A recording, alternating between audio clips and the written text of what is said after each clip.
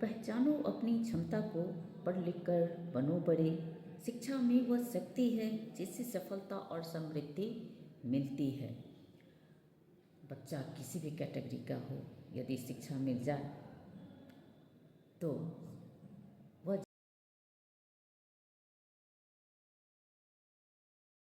जिंदगी में सफल अवश्य होगा। तो आज मैं कहानी दिव्यांग रमेश की सुना रही हूँ। वेलकम। मैं एक छोटी सी कहानी आज आपको सुना रही हूँ। एक छोटे से गांव में एक लड़का रहता था जिसका नाम रमेश था। रमेश को पढ़ने में बहुत रुचि थी, लेकिन वह दिव्यांग था। दिव्यांग होने के कारण उसे चलने फिरने में परेशानी होती थी और अक्सर वह अपने विद्यालय की सीढ़ियों को चढ़ने में असमर्थ होता था। रमेश के स्कूल के प्रधानाध्यापक और शिक्षकों को समावेशी शिक्षा के महत्व के बारे में जानकारी थी और उन्होंने रमेश की आवश्यकता को समझा और उसके लिए उसकी आवश्यकता को समझते हुए सीढ़ियों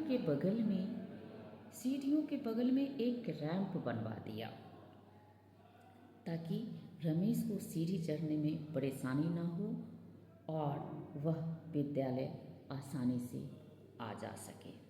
इसके साथ ही वहाँ के शिक्षकों ने रमेश के लिए विशेष शिक्षण योजना बनाई और उसकी रुचि के अनुसार विषय चुनने की रमेश को आज़ादी दी और उसी के अनुरूप उसकी अध्ययन सामग्री तैयार की।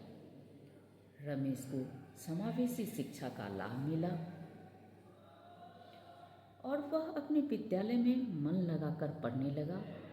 वह अपनी रुचि के अनुसार जिसमें उसका मन लगता था उस क्षेत्र में वह अपना बेहतर प्रदर्शन करने लगा।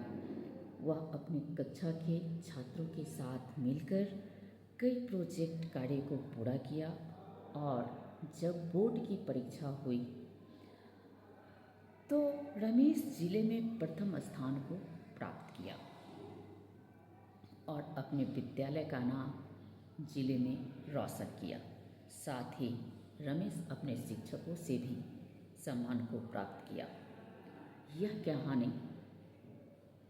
कहानी समावेशी शिक्षा के महत्व को दर्शाती है।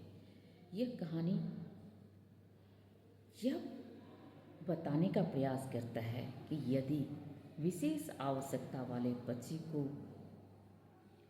उसकी रुचि और उसकी इच्छा के अनुरूप सभी के साथ समान अवसर प्रदान किया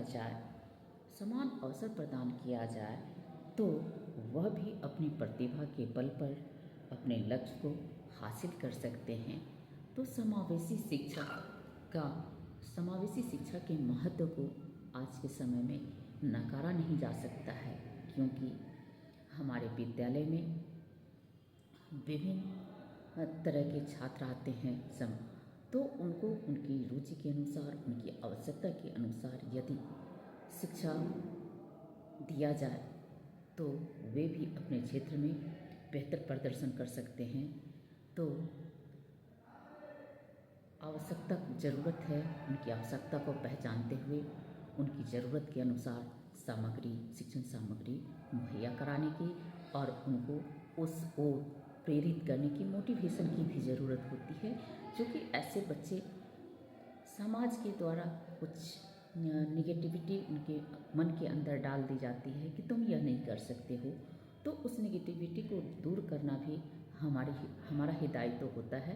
तो उस निगेटिविटी को दूर करते हुए उनकी रुचि के अनुसार उनको सुविधा दिया जा सकता है और ये सुविधा यदि हर बच्चे को प्राप्त हो जाए तो ऐसी कोई बात नहीं होगी, ऐसा कोई बच्चा नहीं होगा जो आगे पढ़ ना सके। तो यह कहानी आपको कैसी लगी आप कमेंट करके बताएंगे। Thank you.